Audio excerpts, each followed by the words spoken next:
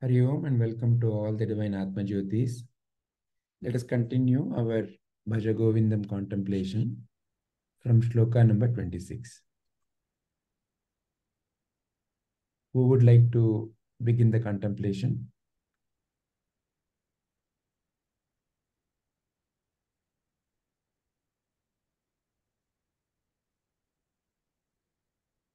Shilpaji, would you like to?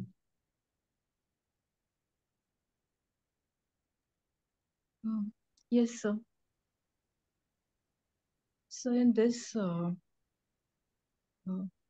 we have been told of to leave desire, anger, greed, and delusion, and look and turn our attention inwards rather than being continuously occupied in materialistic things, and to inquire, who am I? It is only through self-knowledge that we can free ourselves from desire, anger, greed, and delusion. And without self-knowledge, we will be continuously trapped in the materialistic world. So the only freedom from all this is self-knowledge, self-inquiry, self-realization. What do you think is the connection between leaving those, what has been referred, desire, anger, greed, delusion, and self-inquiry? What is the connection between those two?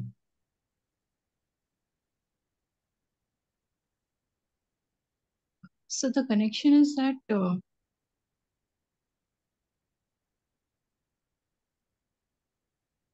so I believe self-inquiry makes you peaceful. It makes you realize your true self, your true nature. Whereas desire, anger, greed makes you more miserable, and there is no peace of mind.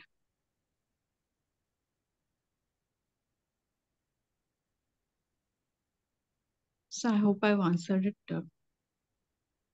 Yeah. Is there anything more you would like to say about them? Or No, sir. This is all. If while others start contemplating, if I want to add, I'll add the points. Sure. Thank you, Shilpaji. Thank you. Deepaji? Yes, sir. When we'll be after desire, or we are greedy and we are impatient, we get angry soon. We don't make effort to inquire ourselves, that is Atman. Maybe most of them will not even think of oneself to be the Atman.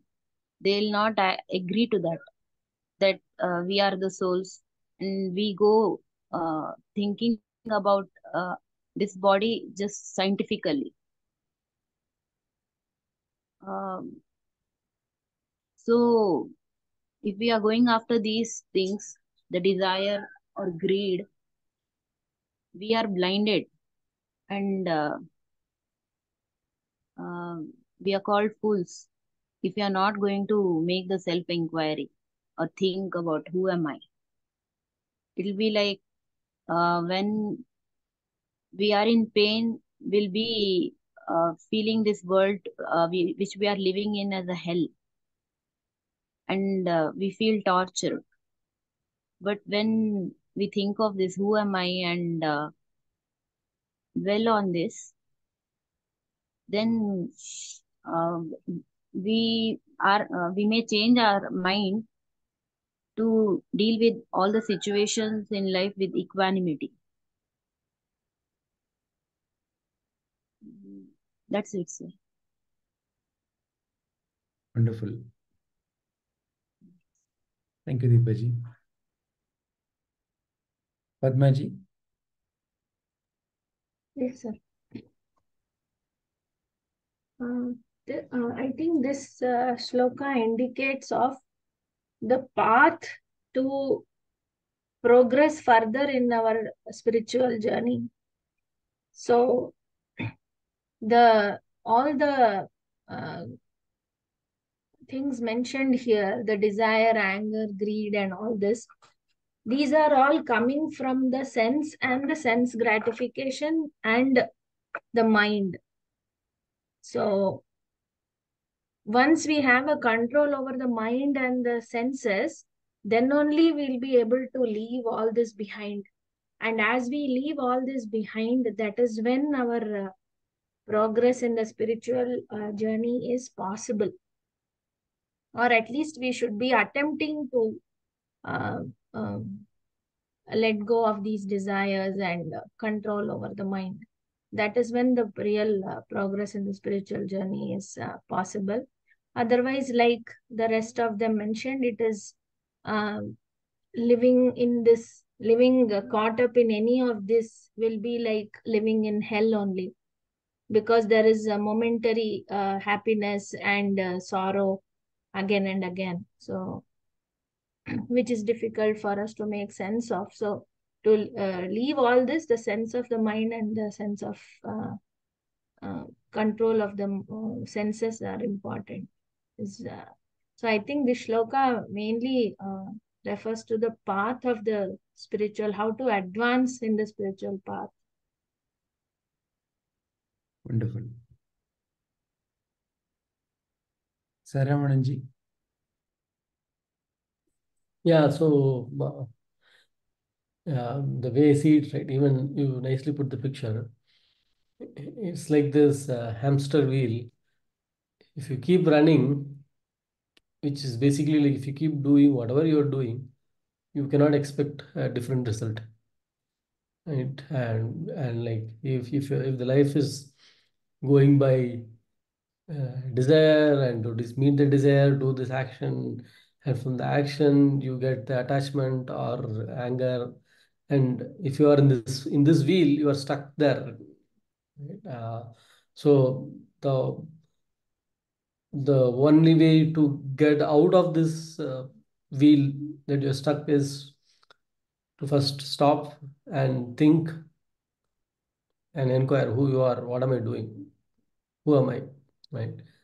And that inquiry basically frees you from this, or we can say this hell of stuck in this wheel. Right? So the first thing is to break out of the wheel. Only then, like you can figure out how you can get out of this prison. Right? So that's how I see it. But is there a sequence here, as you see, in the sense to one could be in the cycle. To break out of the cycle, the inquiry has to be done. But when the quality of the mind is all this in what has been shown in the picture, is it even possible to have a proper self-inquiry? So is it necessary condition that these have to be dropped before self-inquiry, or it is not? Yeah, I would say like it's definitely like if you are driving in a highway at high speed, you cannot just like take exit, right?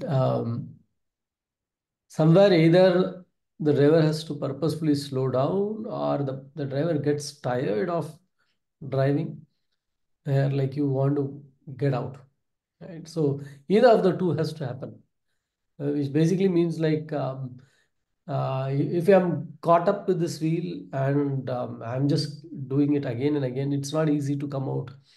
You cannot just like that exit. Right? So somewhere due to either your prarabdha karma from the past, whatever good deeds they've done, the driver is able to consciously slow down at some point of time and say, you know what, yeah, I'm doing this, where am I going? Here, it happens. It's not necessary that like so I would say that like, yeah, so the one needs to slow down. The slowdown is basically you will have all these things, but if you still slow down and decide to take an exit, then like you can work on these. Once you will find that knowledge and you can work on these and continue. Right. So the way I see it is like this highway example, right? Somebody is like running around all the time, doing this, that all the time, right? Either the good deeds from the past are like maybe people get tired of it. Like I get a high with success, but still that like it leads me to doing more and looks like there's no end. People easily see it. Right? There doesn't looks like a big peak coming. Every time I see that I have climbed the peak, I see the next peak from there. That's how I saw it. Right. And did I work on all these things before starting my journey with ātmajñāna? No, I did have, I'm sure I had all these things. Right. So then once I start listening, hearing, learning, then I figured, oh, okay, these are the things that are leading to this frustration or not getting that satisfaction, right? Then like the same knowledge helps to work on these to refine as well. We don't put a gate and say like, hey, first get out, clear all these things and then come in.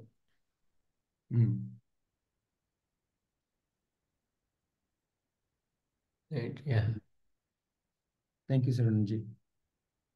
Shubhaji? Yeah, as all of them are said, all I want to add is even in the Bhagavad Gita, 2.62 and 63, we have a parallel to this shloka. Shall I recite that Bhagavad Gita? Please. Yeah. 2.62 is Dhyayato Vishayan Pumsaha Sangas Teshopajayate Sangat Sanjayate Kamaha Kāmaṃ krodho jayate.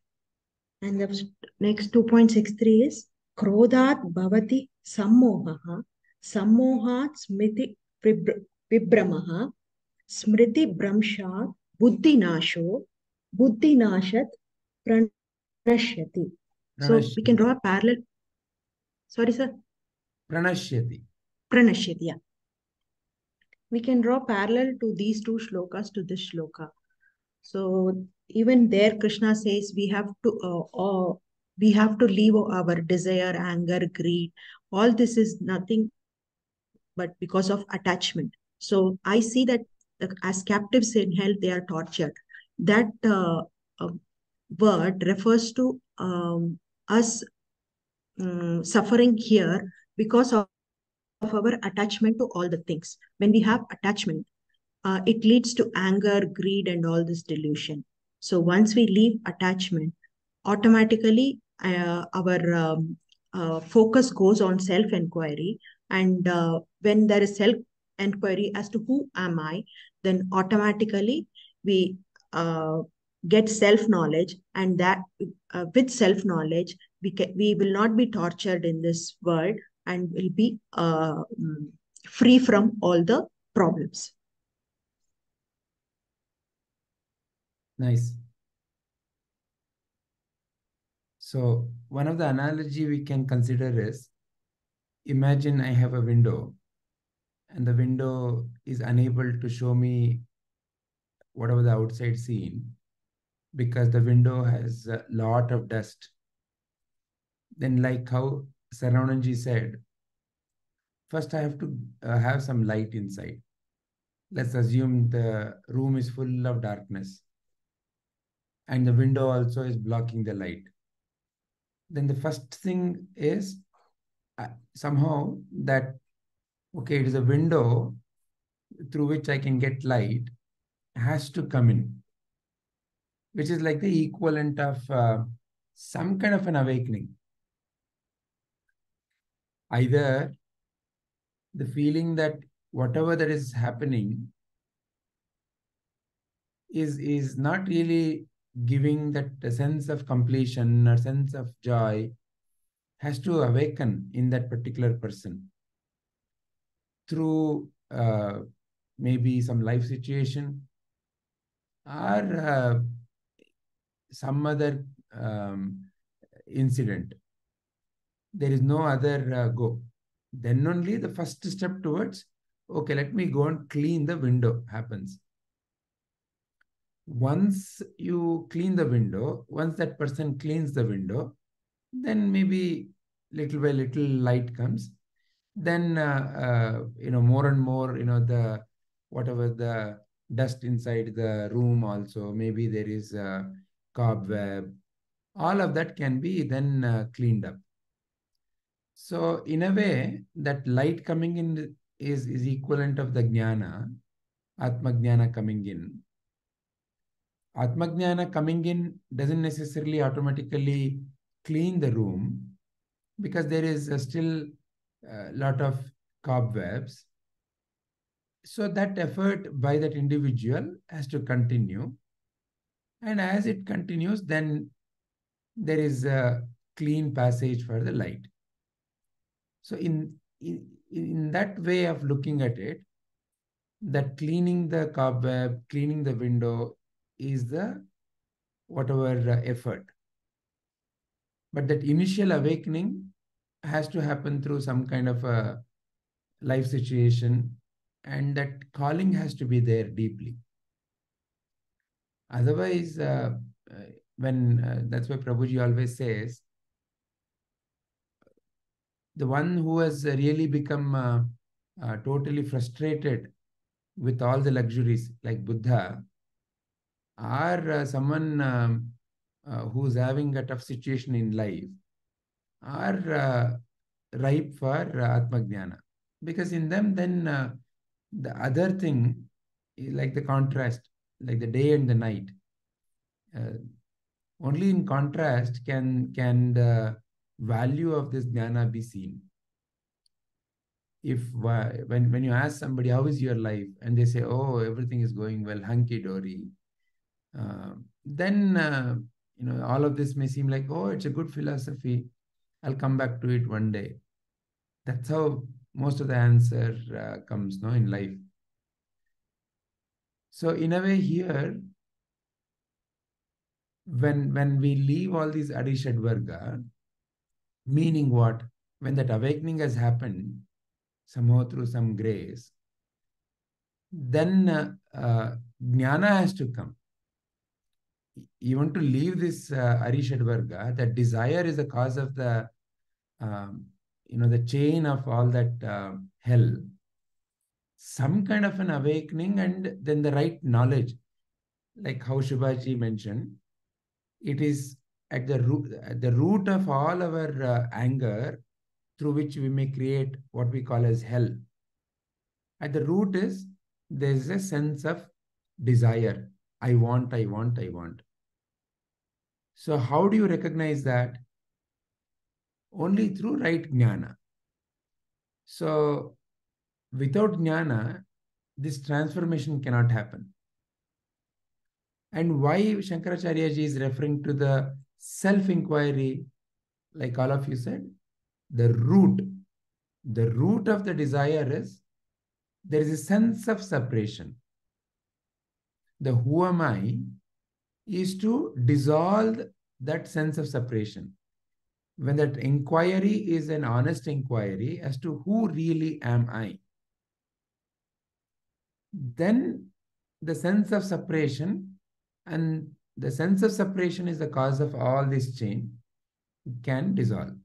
Till then, it may be a very nice, comforting situation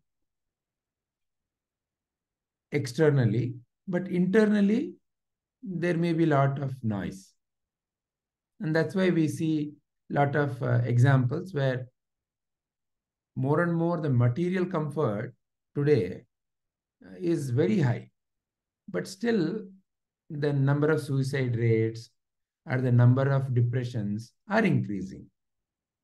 That's a very indication of it is not the material success that can lead to inner peace.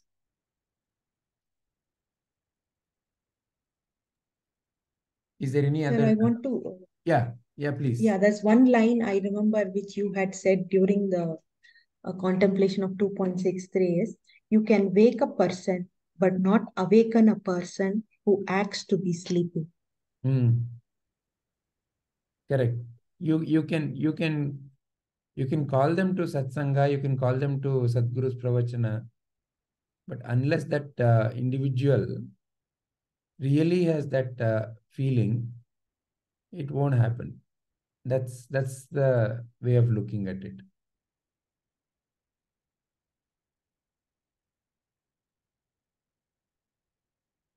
Any other viewpoints or any other questions?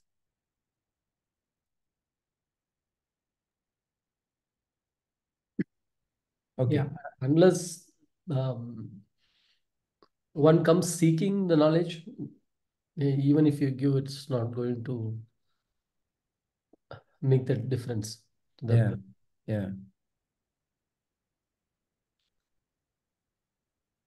It will be like running in the wheel, but with the headphones and listening to ātmajñāna. You're still running in the wheel. You need to. Yeah. Yeah. Because running in the wheel, so people who wear headset while doing all this jogging and other things, no, for them, music is not the focus. The attention is on their running, and the music is simply a background. They need some distraction.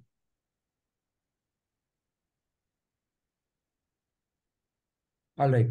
So shall we pause the contemplation of Bhaja Govindam and go to Aparoksha Anubhuti, or continue with Bhaja Govindam? I think this is also fine. We can contemplate on one and move on. Okay, all right. Yeah.